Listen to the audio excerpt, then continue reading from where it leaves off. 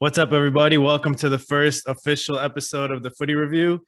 We're about talking footy. I'm your host, Victor, and this is my co-host, Dylan. What's up, everybody? Dylan here. So this show, we're tracking the major leagues, the major tournaments, and the major players in world's football, aka soccer in America. And also, since we're based in America, we'll be following the U.S. men's national team and the players across the world. But no other place better to start this week than the Champions League final. Right. Dylan, you're Chelsea, European champions. How do you feel? We did it. Shockingly, honest to God, like you sort of go through a roller coaster of emotion and don't really know what the eventual end result's going to end up being. But I mean, start to finish, like the chances at the beginning, you see City kind of like take advantage of the first 5-10 minutes, and next thing you know, I personally thought that there was a lot of possession base from both teams. More or less going back and forth. And then the best chances really did come from Chelsea. Obviously, Havertz converted with Mount's great pass. But then you had, like Pulisic missed that opportunity in the second half. There was, what's another good example? It's blanking my mind, but there was at least one other in the midst of the first half. I think overall, Timo Werner missed a couple clear ones. Oh, yeah, of course. The fact that even slipped my mind is criminal. I mean, like the bar, everything about it. I was at Tiggins. Shout out Tiggins in Stamford, Connecticut. But we were watching there, and so sure enough, that left-footed sitter came in right at the top of the 6-yard box, and next thing you know, it just the typical Timo Werner scenario, just completely whiff on an open sitter, in pretty much the best case scenario you could have had. Yeah, Timo Werner is definitely a player we know has a lot of quality. He's shown it, with the German national team and also his time with the RB Leipzig and the Bundesliga. Right. This year, he's kind of been a little bit unlucky. Maybe it was just an off year for him. Who knows? But he's been missing clear chances all season. And it happened again in the game yesterday. And I was thinking, like you said, I think we were all expecting Man City to kind of impose themselves onto the game, and Chelsea would be, soaking up a lot of pressure, and they have the players to hit on the counter. But it actually feels like Chelsea were the more physical side, and they were kind of bossing the tempo of the game, even in the early moments, which surprised me because I think Man City has a more veteran squad, and especially with a coach like Guardiola.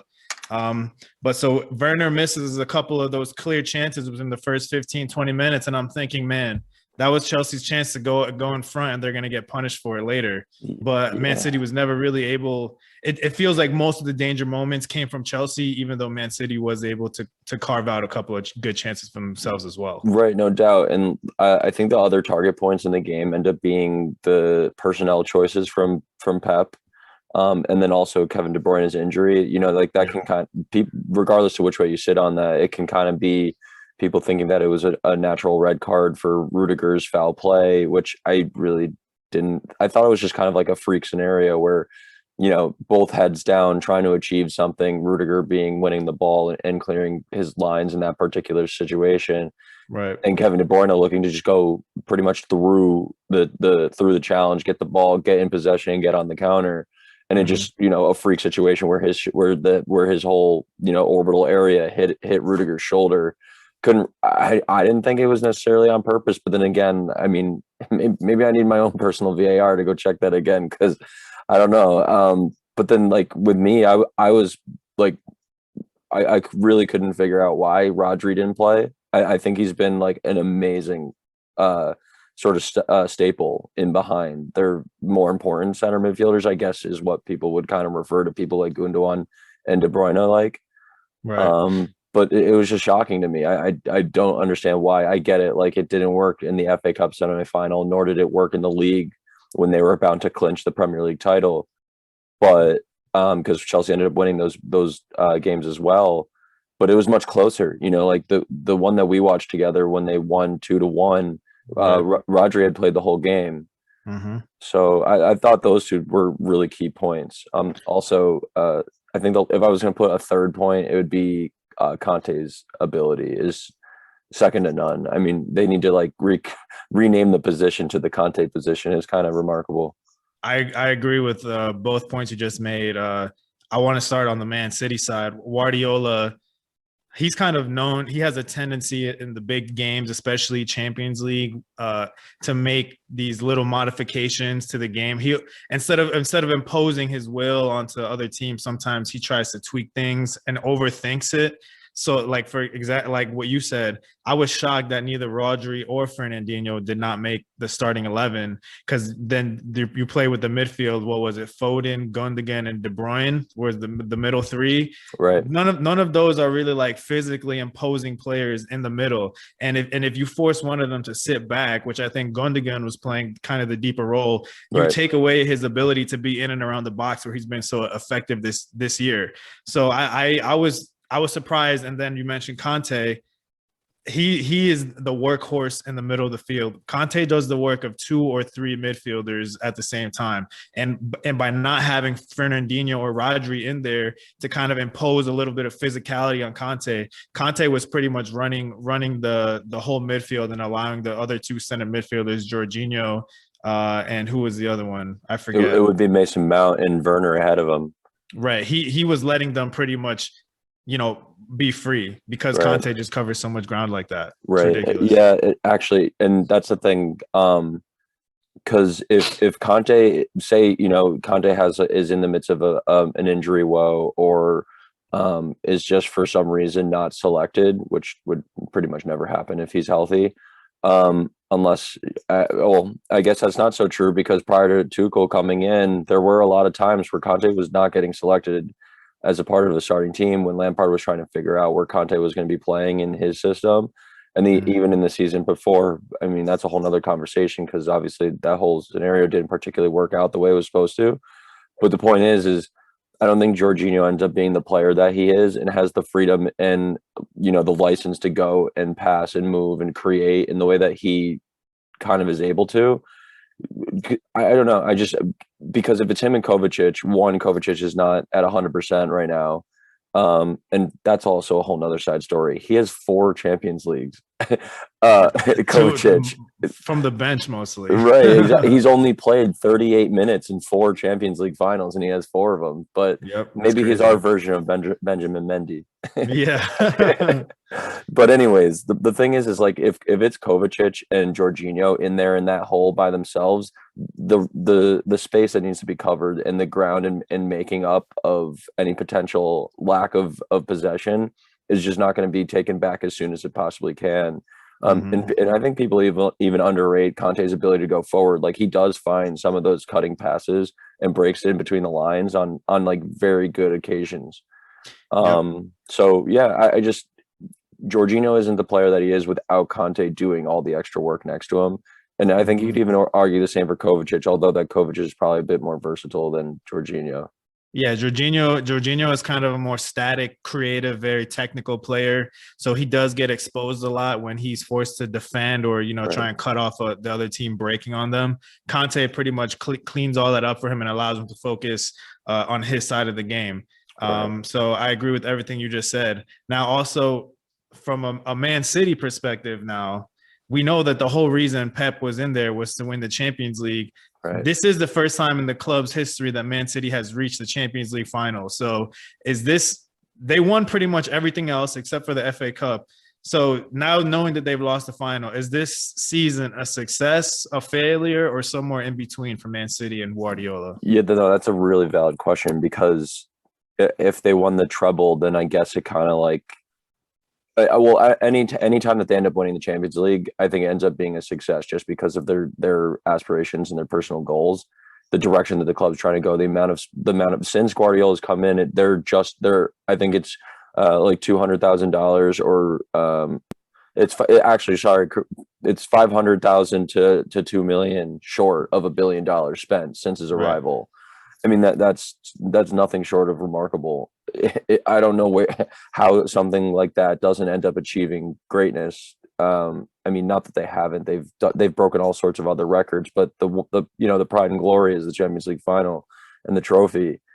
This is becoming a little bit of a long-winded answer, but for me, I think it is a little bit in between. Like, I wouldn't say entire failure, because as much as the League Cup doesn't matter in other countries, because other countries don't have a League Cup, it's just their domestic cup and then it's a 2 domestic cups, and then if they're playing in Europe, and like the League Cup is something that is I don't know any other team that would be able to just basically claim it as their own for 4 to 5 years now. They get to the final every time and win it, with basically third string players in some instances, which is an achievement within itself. But obviously I'm trying to, I guess maybe it's a bit of a reach here to say it's an achievement for somebody that has that much revenue, that much finances spent on players that are trying to get them to a positive spot.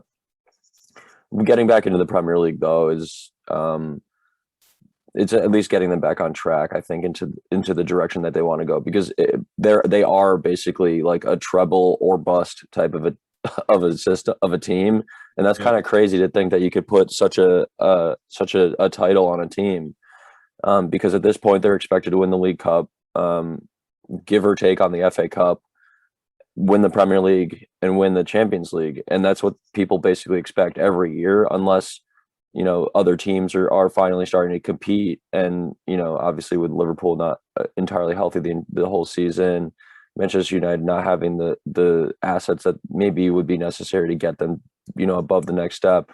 And honestly, the only next step is for them to win a Champions League final, because at this now they've reached the final for the first time in their history. So in a way, you could look at it as a step forward, right, as compared to other seasons. But yeah, that's a really good way to look at it, because otherwise, like, anything else is just kind of like selling them sort of short, because they have it now achieved something further than what they had been in the past. That's true. The only problem is, though, especially in European soccer at this top level in the Champions League, success is basically binary. It's yes or no. Did you win or did you lose? And at the end of the day, people are going to remember the winner. So I'm sure Guardiola will continue at Man City, for a long time, and right. They'll always be contenders. But he has yet to break through that glass ceiling to win the Champions League with a team that doesn't have Lionel Messi on the side like he was winning back in Barcelona. Right. And the other thing is also like how, for longevity, how sustainable is the system that they're playing? Do they actually need to go and find an eventual replacement for Aguero leaving now? Because I think the jury's pretty much out on Gabriel Jesus. I don't think that he's going to be an everyday 90-minute starter, or 70 to 80-minute person for them, because he just simply hasn't put up the numbers yet. And I know it's not the greatest I guess data to pull from, considering it hasn't been the longest ever, but still, nonetheless, he plays a lot of games and he's pretty much available for selection every game. Right. So because of that, I think they do need who would have thought that you would be saying Man City need to go buy another huge name person or big name or just anybody that can fill that void that they've been monitoring for a while. Yeah, Gabriel Jesus came in with big shoes to fill for sure. Yeah. To live up. He was he was going to be the replacement for Aguero when he was brought in. I think that was the whole idea of bringing him in, another South American striker. But I mean, Aguero is the top scorer in Man City history, has some legendary moments for the team. And honestly, even though it looked like Man City really wasn't, pretty much by the time Aguero came on at the end of the game, Man City was throwing up Hail Marys, just long balls, trying to keep the ball, Chelsea pinned in their own half. Even with Aguero's late age, I thought he was still going to potentially have a big moment, and make a difference and squeeze one in there for Man City, because right. Nobody at that point in the game was really generating too much danger. If anyone was going to do it, it was Aguero, but he couldn't even pull it off. Right. Yeah, and that's the thing is give him enough time, or did he not was he not presented enough time? You don't really know at that point. And were they too much in a hole at that point? Kevin De Bruyne going down with the injury, it's just like all the exterior variables just kind of were going against them, especially with how late in the game they were going. And and people are completely, at least most people that I feel like I've gotten in conversation with since the game has ended, I think they're completely discrediting the amount of possession, amount of dominance that Chelsea were able to kind of like amount during portions of the game. Mm-hmm. Because they did have a lot of possession, and it was pretty much in between like you could say like the last 30 minutes of the game and like the beginning 20 minutes of the game were when City were dominant. And then like the vast portion of the body of the game is a lot of Chelsea based opportunity and chances. And also Reece James, he caught my attention a lot. And one of the things I thought is that it's one game, but I think with the direction that he's going, he's starting to compile a sort of a resume or a background that is allowing him to really be in the fight for the number one right back position for England moving forward. Reece James effectively shut down Raheem Sterling for the whole game. But honestly, Raheem Sterling was also a surprise inclusion into the 11 because he had not been accumulating a lot of minutes or playing at his highest level over the last couple of weeks. But Guardiola decided to go with him in the 11, which was another shock. Right. Yeah, no, I agree with that. The formation, well, the system and the personnel that he had chose really caught me off. The back line and goalkeeper obviously is pretty much what I suspected. Zinchenko had played pretty well during like 2 or 3 game span, so I suppose he kind of earned it. I'm a little bit shocked that João Cancelo didn't end up playing there, but he also had a pretty bad end to the Premier League season. You know, like I think he had 1 red card, a handful of yellows. Pretty much caused a couple counters that allowed them to concede. And I think it was one of those games, happened to be the Brighton game that they recently lost. Right. But the point being is Reece James, for example, right, is another young person that Chelsea continues to be able to churn out.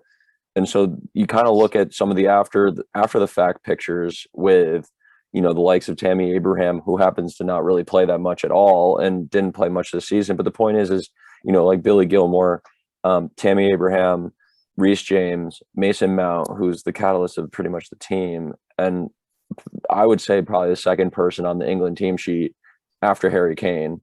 But, you go down the list of all the people from the Cobham Academy, and you begin to recognize like they're finally it's a coming of age. You know, you see this starred, famous academy finally putting out products that are able to contribute to a world-class team and a team that holds a lot of stature. Yeah, I'm glad that you brought up Mason Mount because that was another interesting matchup that I was looking forward to yesterday was the 2 young rising stars in England, Mason Mount versus Phil Foden, who's going to have the better game. Phil Foden had a quiet game, and of the Man City had a hard time getting into their rhythm, which I think largely mostly credited to Tuchel and the way that he set up the Chelsea on the defense. But Phil Foden was one of the guys who I thought was being a little bit more effective than the other players. But he even with a player like that, he wasn't able to really carry the team on his back. Meanwhile, Mason Mount had a great game. That through ball for the goal to Havertz, that assist was just a cutting pass right down the middle of the defense. And Havertz basically found himself one-on-one with the goalie, took a good touch to beat the goalie, and just passed it into an open net. And all of a sudden making his $75 million price tag seeming to be worth it. If there's one thing that he needed to do, it was that. And I mean, I guess it's kind of hard to justify $75 million on one goal, but geez, if there's one way to do it, it would be that. Havertz for me has been one of the more impressive players throughout Chelsea's whole season. I think at first he was struggling a little bit to get minutes, but once he became a regular player in the squad, and especially when Tuchel came, he really rose his level. And I think his Champions League a goal in the final is a good way to cap off his season, and well deserved, I think. Right. You know, the interesting thing for me is I saw this stat reported earlier. So Chelsea originally set the Premier League record, right, for least goals conceded in a season. They've now also set the same concept of a record in the Champions League, the least amount of goals conceded in the entire Champions League season. So, I mean, now that they're owners of both of those records with completely different looking teams, you know, prior in that season with Mourinho, they had overwhelming names on that team, legends of the game in arguably every other position almost. And now it's all these still young progressive people that are kind of hybrid players doing like 2 or 3 different things at once, but doing it really well on Chelsea. And it's a completely different look Chelsea that makes it an interesting direction. It really makes it a cool talking point.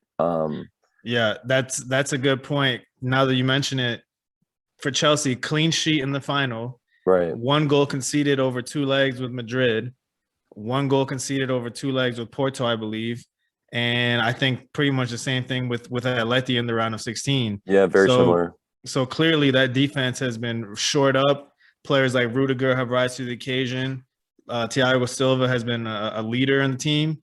And then you juxtapose that with Man City, who on the biggest night, John Stones, who was one of their most promising players, had pretty much fell to shambles in the game, making a lot of critical mistakes, giving away possession and just looking shaky. And this has been a trend for John Stones as well. You know, he'll rack up 2 to 3 months of very good form and performances, and then he'll just collapse out of nowhere in one game. Right.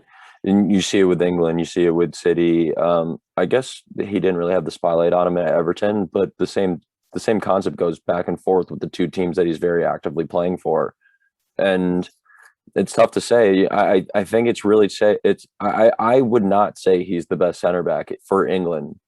I would start him, but I don't think he's their best center back. I still think a healthy Maguire is their best center back. And the crazy thing is, look at what happened with Manchester United with the last, I don't know, what was it, 3 to 4 weeks, or 2 to 3, 4, maybe 4 weeks of their season without him.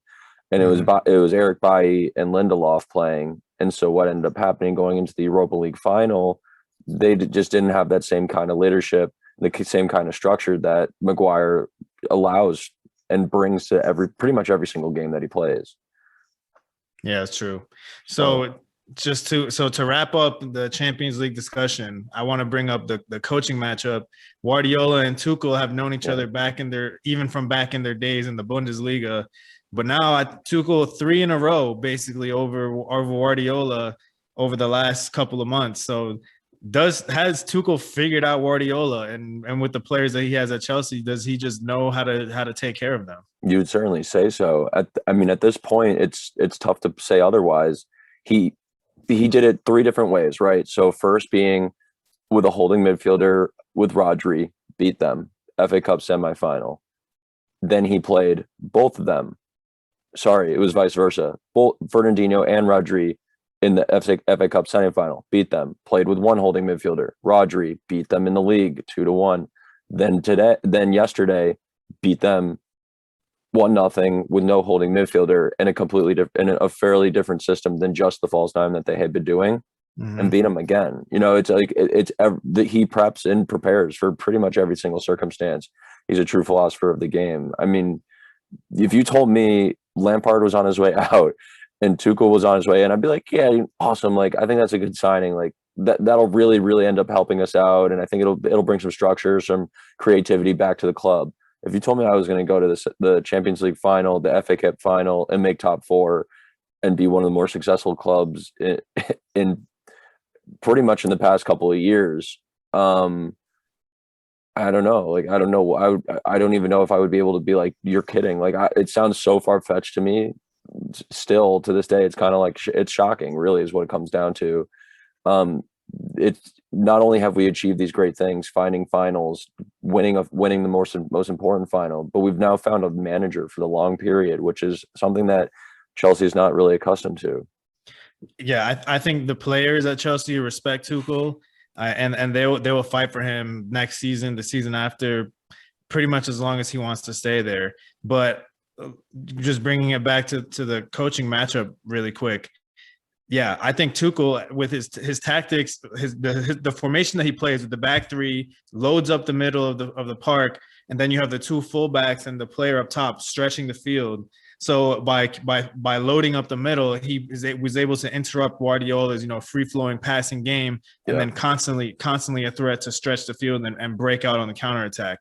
So I think Guardiola next season is going to have his work cut out for him a little bit, because Chelsea will be a contender from the beginning. Right. I think Liverpool will be resurgent, more similar to what they were 2 seasons ago. Yeah. This season they got knocked down by a lot of injuries.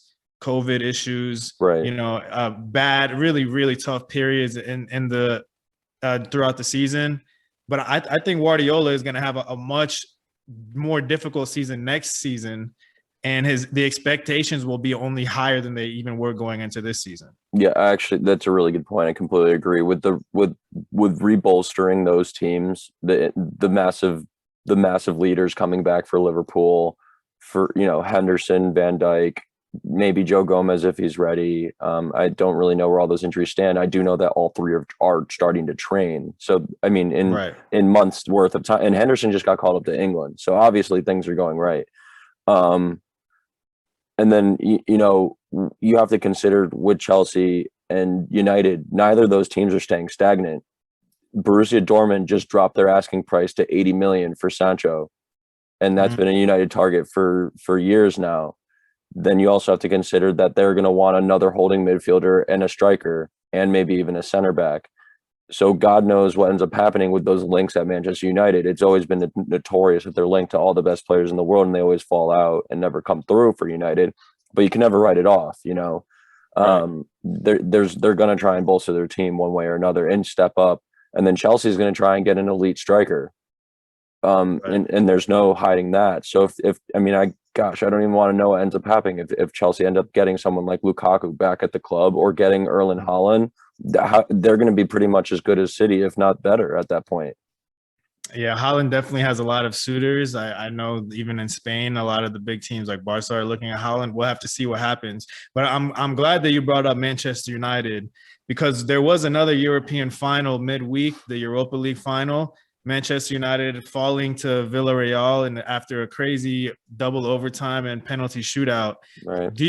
Has Manchester United been showing progress under Ole Gunnar Solskjaer, or are they kind of stuck? Like, do you really think Manchester United is ready to punch up with the big boys in the Premier League and make a legitimate run for the title next season? Yeah. I think they only end up making a run for the title if they do make some pretty huge signings. Like if Harry Kane somehow makes his way to that club, or if they make, maybe bring Sancho in and like a nice crafty holding midfielder and maybe a better center back to partner with Maguire. I'm not really sure. It seems like they're on the verge of considering them stagnant, but also go ahead. Yeah, it was a huge shock that they lost to Villarreal. I think Manchester United on paper and over the balance of the season have been the better team than Villarreal. And Villarreal finished La Liga not even in the top 5. They finished 7th place. They were out of European competition for next season, but now they punched a ticket to the Champions League by winning the Europa League. Yeah. So I guess my question here is Solskjaer really the right man for the job? Because even though people I think on the face of it, Manchester United finished in 2nd place this season. They were still like 10 points behind Man City. And since Ole Gunnar Solskjaer has taken over, he hasn't beaten the point total that Mourinho had in his last full season, right, where he hit almost like 80 points or something like that. That's been the highest point total for Manchester United over the past 5 you or 6 also have to consider when Mourinho was there, when they won the Europa League, who was out? They had Pogba injured. They had 3 of their other main starting players injured, and you'll see that iconic picture of them all dressed up on the sideline in suits, and then who's standing behind them also injured in crutches is Ibrahimovic, right? And so, the plot still continues here. Is Ole Gunnar Solskjaer the right person to keep them running in the right direction? And honestly,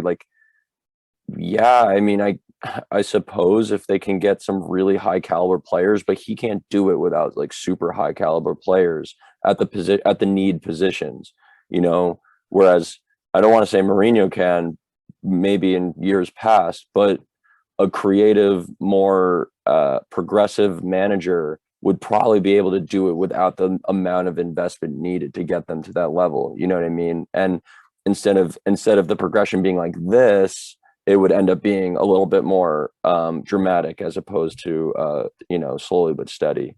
And then eventually feeling stagnant. Yeah. So I think Manchester United has the players, to make a run for the title. Is the manager the right person? I'm really not so sure about that, because Ole Gunnar Solskjaer, he took over as an interim coach after Mourinho, and then he had like a good run of games, and they signed him as the permanent manager before the season was even over. So it's like they didn't even really look. They just kind of said, okay, he's had a good run of games, we're going to keep him on. Yeah, the body of work was so minimal. The body of work was minimal. This is Manchester United that we're talking about. You can't just put any average manager onto that team. And like, yes, they've been finishing top 4, but the point total really has not been closing between Manchester City and the Liverpools of the world. So, and then the big loss in Europa League, Manchester United has lost a bunch of semifinals and finals under Solskjaer. Is this really the manager for the team? You're not going to tell me that Manchester United could not have easily won that Europa League final with the players that they have. Yeah, handily. I think it could have been handily. And also it's 100% on them to show up. Like there's a vast difference between what someone like Ole Gunnar Solskjaer, who's like Mr. Faithful, we're going to do it the United way, and we're going to make sure we do it, hit these particular points.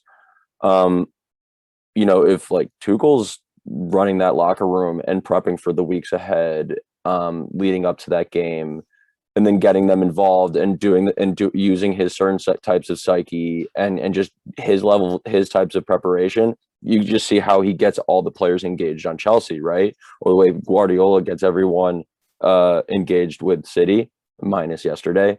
Right.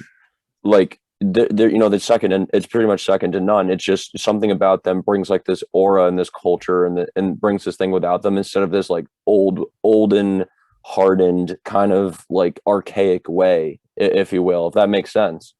And you kind of do see it with the system that he plays. He plays with two not particularly creative holding midfielders that really just kind of, they just try to be there in that space and in that void behind Bruno Fernandes, being McTominay and Fred. I particularly like McTominay. Solid player. Yeah, he needs supporting cast around him, I think, more. But McTominay and Fred are like the exact same type of person, where they're gonna just be like those hardened, get stuck in. Roy Keane is gonna win that tackle and really get involved with the tough play. And I think that they need more than that. It's not that kind of is not dynamic enough. Right. So with this Premier League season, the European soccer season coming to a close, I guess kind of what are you looking forward to? What do you think are going to be some of the big storylines going into next season, both in the Premier League, Champions League, or any major league across Europe? I think the biggest thing is going to be where the big time striker is going to end up come this August. Right. As big a names as Harry Kane and Lewandowski, right? And Lukaku and Erling Haaland and Sancho, and the list goes on on these big name strikers, all being sought after and all trying to be, so just being sought after from all these big clubs and big teams, trying to make a huge run and big opportunity for themselves to grow. Yep, I agree. A lot of players are running out of contracts this season. A lot of players are going to be on the move, and a lot of teams need to rebuild.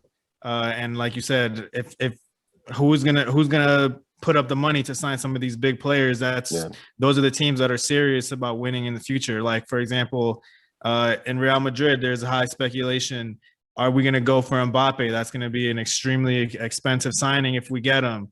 Zidane is left Real Madrid now officially. Who's going to fill in for Zidane? There's a lot of rumors about Pochettino. There's rumors about Antonio Conte, who just had a winning season with Inter Milan.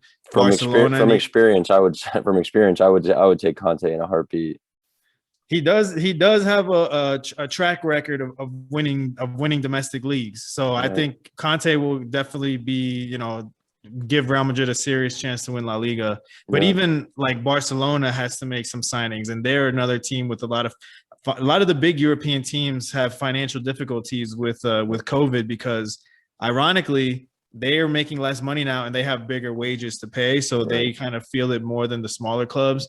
But Juve has to rebuild as well. PSG didn't win the French league. So we're going to have to see the big clubs, who's really going to put in the investment.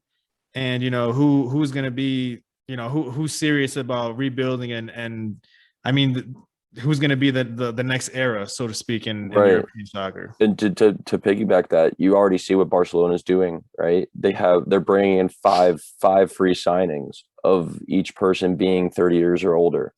They're just seems like a band-aid. This is like a band-aid. What I was just about to say. They're band-aiding their problem, and take it or leave it. Is band-aiding going to be Aguero, Wijnaldum, Memphis Depay, and 2 other names? Yeah, I suppose. They'll probably be effective, but are they going to be able to play that crafty, non-mistakable Barcelona way, or whatever Ronald Koeman's trying to get them to do at this point? You don't really see the light at the end of the tunnel for something like Barcelona. Those aren't the players that are going to bring the next golden era of Barcelona. Because they're, like you said, those players are past their prime. You need to be rebuilding, thinking about the young talent moving forward. So yeah, the only one that I would be hyped about signing is Wijnaldum. I think he's a great player. I think Liverpool's like horribly wrong in letting him go. Actually, Wijnaldum is a good signing. My only concern is fitting the Barcelona style. Yeah, Wijnaldum is a pretty direct player. He dwells on the ball very little. I feel he does a lot of quick 1 or 2 or 3 touches on the ball, dish off the ball, always looking to move forward. I don't know if he'll fit in necessarily in the Barca style. It'll be interesting to see. We know that Koeman likes Dutch players like a Wijnaldum or a Memphis Depay that he wants to bring in. So we'll have to see. But that would be my one concern about Wijnaldum. Definitely. Yeah, absolutely hear that. That's a good point. It just you always have to see what they're going to try and do, and are they really going to stick to their singular way of the way that they've always known to play. Right. All right. So with this season is a wrap. Now we have to look forward to a summer of international soccer. So what tournaments and what players and countries are you looking forward to watch this summer?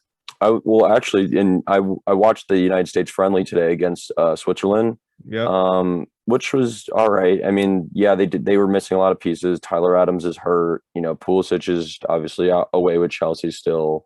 Right. But they did mention he's going to be ready to play against Honduras, so that'll be nice. That he'll be right back in action for the CONCACAF Nations League, which will be great to see. But today's performance was less than pleasing, to say the least. It wasn't anything particularly amazing about it. In fact, I still think they're trying to figure out what the best situation to do with the right and left back is. Serginho Dest can certainly play both, but he's not nearly the player that he is going forward. At least I think when he's on the left and versus the right. In fact, the only person I've ever seen do it seamlessly is Azpilicueta when he was playing left back for a Premier League champion season with Chelsea. But aside from that, yeah, I don't know. Greg Berhalter has a lot to think about, and what ends up happening. He has a lot of pieces at his disposal. Yeah. A lot of talented pieces at his disposal. How is he going to get it to fit together in a cohesive unit? I mean, that's been the problem with the United States men's national team so far. They can't get it together as a unit. Right. Yeah, it's a lot of cards to play, and that's as I was saying, like Tyler Adams is hurt, and they've only played with their hypothetical and like starred lineup that everyone's like, ooh, on paper this looks really amazing, with Tyler Adams, Weston McKennie, Pulisic, Gio Reyna, and the rest of the sporting cast. They've only been able to do that, I think, literally once with all of those starred players on the same pitch at the same time. Right. Because of injury and things like that. John Brooks is finally getting back into being a proper center back for them. Right. But he's had injuries in the past. So gosh, only hoping that they can keep things up and running for them moving forward. Yep. But yeah, I mean, for tournaments for me, I'm definitely gonna watch the CONCACAF Nations League. Right. Got to support USA, and then the Euros is like the bread and butter this summer for certain. Right. Yeah, I'm definitely looking forward to watch the U.S. men's national team. Hopefully, some progress after the devastating, not making the World Cup, not making the Olympics. This is, I mean, we have a lot of young players. We got to figure it out pretty much now. If the United States wants to make a mark, it's also frustrating being a fan of the men's national team, constantly being overshadowed by, you know, Mexico. The Mexican dominance in the CONCACAF has been, you know, extreme. Some teams are emerging like Honduras that are giving a good fight to Mexico and the United States consistently, but we'll have to see, you know, how that plays out. I'm also looking forward to the Euro. I'm excited to see Benzema back in the French squad.